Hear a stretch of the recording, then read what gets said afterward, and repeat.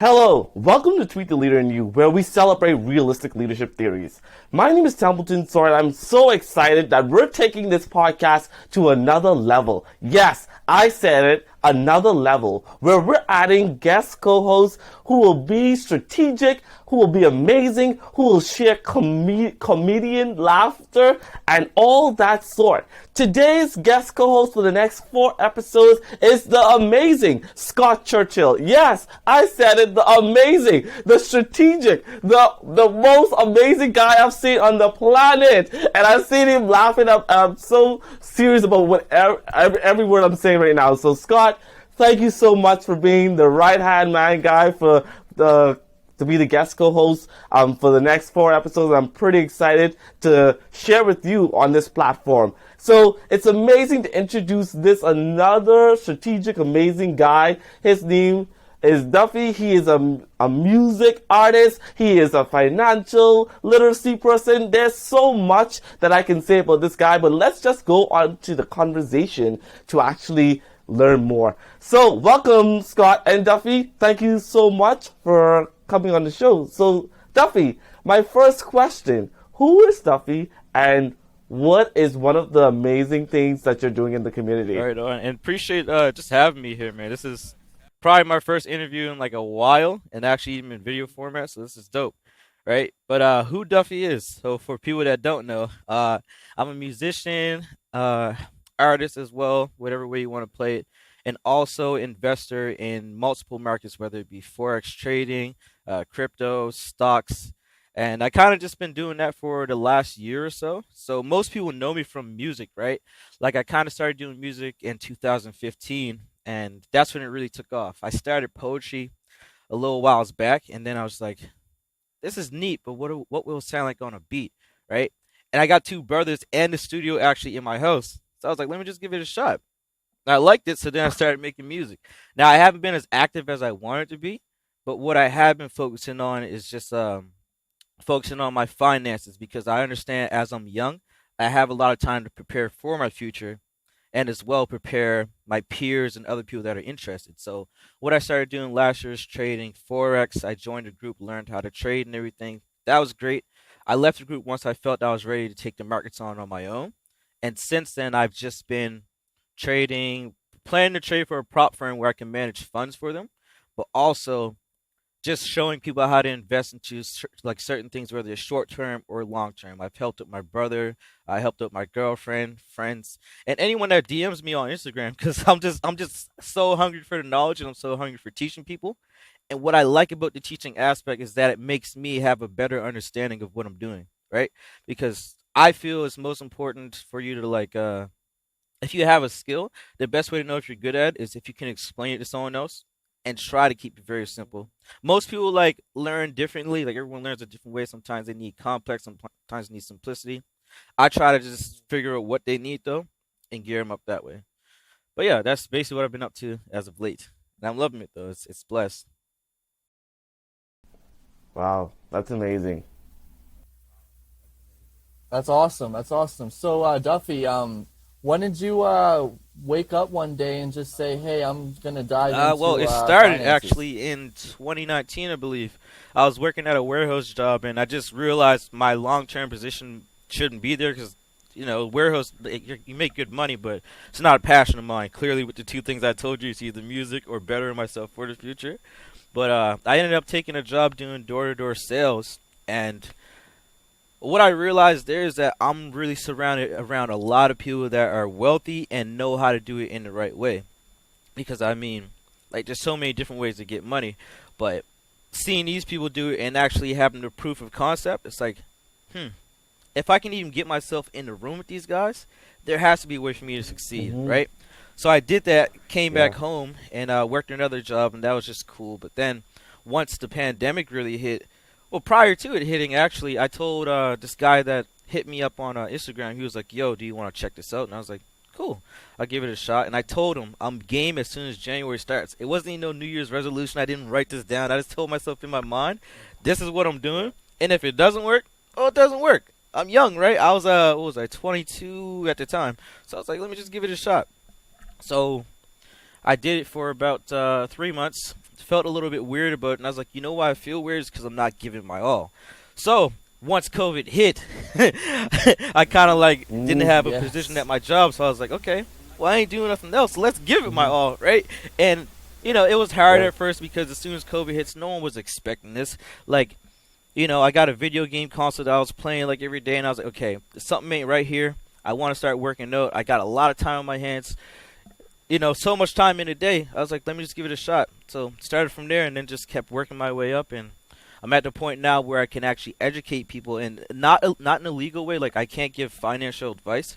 So anytime I say something, I may have to just close it with, like, this isn't financial advice, just my opinion. But another thing, just to kind of like sub off of that, is I have been thinking about getting a degree in finance so I can actually be a financial advisor, because I know most people want investment strategies, like I said, long term or short term, or just different things spark people's interest, right? Wow.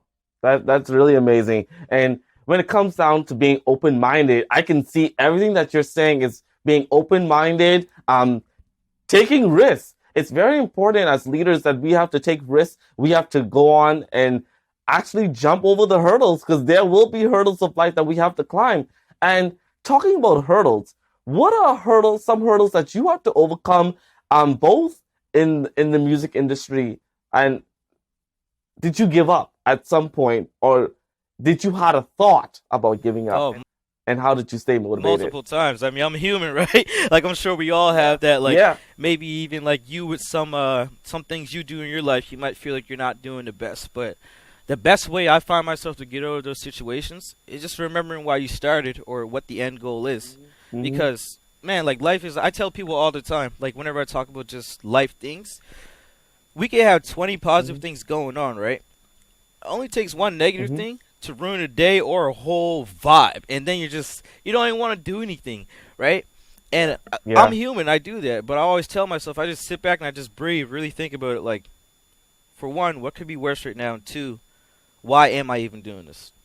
And with music, whereas music, like, I probably only put out one song last year. Like, music's been a tough one for me.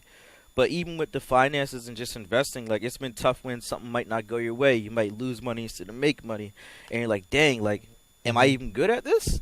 But I have, like, at least a year of experience, so I can go back to that and be like, okay, if I could hit these numbers or show these people how to make this, that, the third, I'm clearly the man. I just gotta tap into that. You know what I mean? So it comes from just being really self-confident in yourself, even when feeling defeated. I watch one thing that I kind of try to drive motivation from is I watch a lot of combat sports like MMA, and I really like the mindset of athletes because they're just the same way, right? Like, someone could say, "Oh, I'm gonna knock you out when we get in the cage." As soon as they get in there, they're getting knocked down, almost gonna get choked out and stuff, and then they make that comeback, and it's like, how did he do that? And that's such a different dynamic than just what we're doing here with music, where we're just putting pen to paper, or investing where we're just clicking a few buttons. Very, very different dynamic. But I like to tap into my mindset to kind of be like, what if I was a fighter in a cage and, like, this is what I really want, and I'm not giving up for it, right?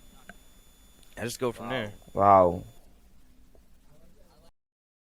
I like that a lot. I like how you're saying how, like, you just gotta have, like, a little confidence in yourself, and that's all we really need at the end of the day, just to thrive on what we want to do. Like, we just gotta take a step back and just realize that, like, we can do whatever we want if we put our minds to it. That, man. And I like that about you. And for another thing is, what kind of what's the difference between, like, what would you rather do more in life? Would you rather forward into music if you had the chance, or if you had, like, a good group going along with the finances, would you go along with that more? Like, what is your main goal here? So it's still something I'm kind of thinking about as well, because I am really tied into both. Like, even though I don't put out music, I write, like, probably every week. I listen to beats to get inspiration, just to feel creative. But with the finances, it's really giving me a purpose where it's like, I don't want to just do this for myself, but I want to have generational wealth for a family I'm planning on having, not anytime soon, but, once I get there, I'm still very young. But, for the family I want to have, the family I have here at home, because I'm still home, friends, just anybody, because what makes me the happiest I found is just seeing someone else succeed. And I've saw that even with music. Wow. I had a lot of young guys that I mentored when I was like back in high school. Guys would just hit me up like, "Yo, can I get some studio time?" Like, "Yo, can you show me how to write?" And like, some guys I would give the chance, but more than often I'll try to give all of them a chance, because even with people, I feel that we always have to give them a chance if they come off genuine, and then just see where they flow from there. Because some people don't know how to articulate themselves, so they can come off shy, and I can think to myself, "Oh, he's not gonna be anything." Or I could give him the chance. He can be shy. As soon as he gets in that booth, kill it. You know what I mean? And it's like, that's dope. But yeah, like, kind of coming back to like the question you asked me, Scott. Music or finance? I mean, my passion will always lie in music, but currently it seems like finance is the one that's driving me to the point I need to be at. Now, when I get there, that's when I may consider the music a little bit more. Because I was even tweeting, like, some people interacting with a tweet I did, and they're like, you should definitely make some music again. Because I was saying, maybe I got to pick the pen up. Maybe it's time, right? Like, maybe so. Yeah. Wow.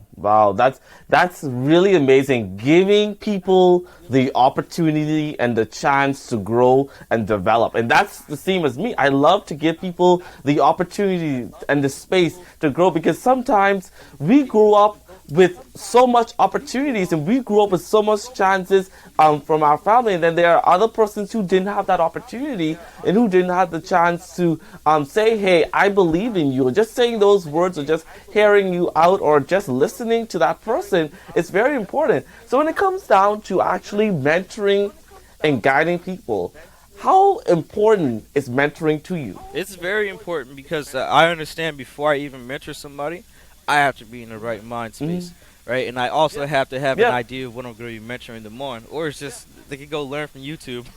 You know what I mean? Plain simple like that. But no, mentoring is like, it's just, like, I have 2 mentees that I'm thinking about now. Actually, a few. I got a guy from the Bahamas. His name is Mel. I met him in a trading group back in summer last year. And kind of the same like story I just told, where like he was very hungry to learn. So I took a chance on him. I was like, let me just help you out, bro. So he picked it up really quick, because he's from the Bahamas, and clearly, like, I mean, just like where I live, it's a whole different dynamic. You know, just being on an island, whatever type of situation he's in. So he was hungry for it, you know. And now, fast forward, we have a group of it's like an unofficial group, but there's about like 50 to like 75 of us. And it's called the YPM group. It stands for Young Pip Millionaire, and Pip is just a calculation in the forex market. But in there, he's also mentored other people. So with me mentoring him once, he at least took probably about 10 mentors of his own and turned them into traders, or people that are just interested in learning about their finances in a different way. Because I'll be fully transparent here. This market isn't for everybody, but what it will do for you is open up your eyes to many more. And to spin off that, one of my best friends, June, I got her mentored, and she's been taking her finances more serious, and she's even been talking to her family about it. I also got, just like I said, people that hit me up from Instagram that I'm mentoring as well, and we'll probably do it on via Zoom now, since of all the lockdowns and everything. But it's always just getting someone's like mind sparked about it, and then just seeing where they go from there. Yeah. Like, one more thing as well. There was one guy, he makes music. I forget his name. Is kind of like blanking on me right now. But I tried to get him to join my trading group when I first started, and he was skeptical, because obviously I first started. It's understandable, right? He hit me up a year later and told me that he didn't invest with me, but he did invest in something. And whatever he put in, he didn't tell me the figures, but he said it went up 10 times in value. So if he put in $100, it went up 1,000. But he said it was all thanks to just me just showing him what could be, you know, different. And that's just what's really powerful for me, and why I love mentoring, just seeing people just shine better than me. Like, hey man, if I made like 6 figures and my mentor made 8, I don't care. That's great for him. You know what I mean? There's a lot of money to go around, a lot of opportunity, and that's all I'm really trying to instill in everybody. Wow, that's really amazing, man. That's really amazing. That's awesome, dude. That's really good. I'm glad that you're bringing in a lot of it. Yep. I'm glad that you're bringing in a lot of attention, and people are coming together and seeing what you're doing. So for that being said, for the viewers that are going to be watching this, what are some some obstacles in music and in finances, what they're going to be coming to, just to let them know for like an awareness, and what are some things that they could do for advice to help them on that journey if they want to pursue music or Gotcha. So I'll pursue answer straight finances. with music. Music, the number one, as you probably know, Scott, is probably writer's block. Like that's probably the one that hits us the most, right? You hear a banging beat, and you're just like, I gotta lay something down on this. You go sit in that studio, and you're just like, like you're hoping for it to come All but it the just doesn't time. come, right? Like I've been there, and one thing that really helped me transition from not having writer's block is just not thinking that it has to be such a structured song. Because when we think songs, it's like, okay, song, topic, lyrics, stay on topic. Sometimes you don't have to stay on topic as much. And if you just think from your mind of like what's on your mind, like I'm looking at a whiteboard right now. I can use whiteboard in the song, then probably just keep going from there. So what I can really say helps people with that obstacle is just being creative and using your surroundings. Because you'd be surprised the things you come up with just looking around, or even if you had a good day yesterday. Talk about that. The beat might be sounding like very like dark and sinister, and you probably like you want to talk about some like some savage stuff, but you can talk about how your day went. Who cares at the end of the day? Yeah. You know what I mean? But also in finances, the main thing that's going to trigger you is losing money, because the thing that I don't like that people do here is just the mindset that society has put on us is that we think we're going to get money quick. My best returns have come from waiting things out, and either after 3 months or 6 months. And I'll tell you a story actually. Like so on top of my investing, I do have a page called Crypto VIP Info where I share insights of certain cryptos, and I'm probably just going to transform it all over to my Duffy Mardino page. But there's a coin called Ethereum. I'm not sure if you guys know about cryptocurrency, but Ethereum is basically the #2 backed coin. So like when you think of how popular it is in the crypto market, it's just as popular as Microsoft and Tesla would be to Apple, right? So it's up there. I bought this coin back in September when it was worth $300, and because I had that short-term mindset, I sold it. Now, if I tell you what that coin's at right now, you're gonna be like, "This guy's an idiot. Why would he do that?" Right? But it just comes from knowledge. But long story short, that coin is worth over $3,000 now. And I bought like one whole one, so that was $300 put in. We 10 times that. I'll try to get the math. What would that be? 30,000? I might have to pull out the calculator. I just want to confirm that. I think it will be that the 300 times 10. No, 3,000. Sorry, still a little bit sleepy. But yeah, like the money kind of comes from long term in finances, and also with music too. Like you're not gonna be good as soon as you get in there. You might go listen to the Baby or Lil Baby or Drake and like, oh, I want to go sound like them. For one, you shouldn't be trying to sound like someone else. But two, if you're trying to develop a sound, it just comes over time. You don't even have to. You know what I mean, Scott? Like, you know what I mean? Yes. Bro, you know what I mean? Say it louder. Say it louder. Say it again. Say it louder, bro. Say it again. They need to hear it. Listen, if you're trying to They find need to yourself, hear you it. not need to sound like these other industry guys. I'm telling you, you just need to step back and find yourself. Because look, their formula already worked. You can take their marketing and apply it to your music, but you don't need to sound like them, because people are gonna say right off the bat, "Oh, you sound like this guy." You know, even when I started using the auto tune, they started trying to say I'll sound Thank like you. so and so, and I'm like, I don't even know who that is. What? You know. So kind of later into my career now, I dropped the auto tune and I don't get any comparisons. People just say I'm just me. You know, that's just it. Just be you. In anything you really do. You know, always give the best benefits. Wow. Yes, say that. Yes. Wow, that's really amazing. So before we go any further, for me to actually close out, Duffy, please share your Instagram to let the audience know if they want to connect with you and if they want to learn more about what you do inside your both the finance area and the music area, how to connect with you. So can you share your Instagram with folks? So Instagram is basically Duff Mardino. It's all one word, and Duff is DUFF. Mardino's MARDINO. For those that don't know, that's my middle name. I think it got a good little ring to it. Spotify, you can find my music under Kiddo. You'd want to type Kiddo VIP Forever. That's some of my oldest joints that people still like. And for my new releases, they're going to be under Duff Mardino. So you type in Duff Mardino on Spotify or anything else, 902 would come up. And just because we're closing here, I do want to just say this. Like, a lot of people that are tuned in, I don't know where you're from or like what your background is, but I come from a place where a lot of people would like frown on this place, like North Preston. That's where I'm from, right? And I mean, even with the media going on today, a lot of people would be like, "Oh, like a lot of crazy things are happening there," but it doesn't really matter where you come from. You have to just be the different outlier in your community, right? So even when like people ask me where I'm from, I used to be afraid of actually telling them because they might think of me the wrong way. Sometimes I would even lie on like job resumes because you always are so in fear of like what people are going to think of you prior to them knowing you, right?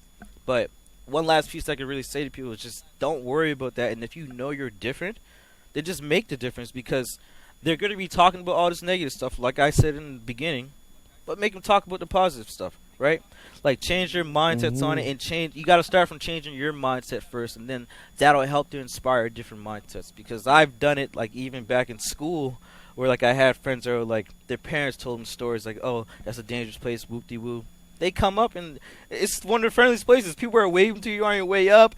Like well, not in COVID times, but like if you're like hungry or something, you could go to someone's house, get something to eat. It's a very, very like nice community and very respectful. But like any other community, it has its flaws, and that's perfect. You know what I mean? Because everything in life is flawed. Nothing's in perfection. But even other places, like I'm not gonna name drop every borough in like like Nova Scotia, but a lot of people have said things about certain places, and I don't care because I know everyone's not that way. Just gotta see the positive in the world, no matter where you are, and it can take you very, very far in your journey to success, or just journey of just being a great person. Wow, that's really amazing. Thank you so much, Duffy. We really appreciate you coming. Thank you so much. When you are in leadership, you have to know how to move forward. You have to know how to strive with positivity. You have to know how to be yourself. You have to know how to actually be an open-minded, diverse leader. Know that you can change the world, but you have to know that the world's in front of you. Change it. Be it. Do what you have to do. Take opportunities and be yourself. Thank you for listening to this episode. And next up, we'll see you soon. Thank you. Peace out.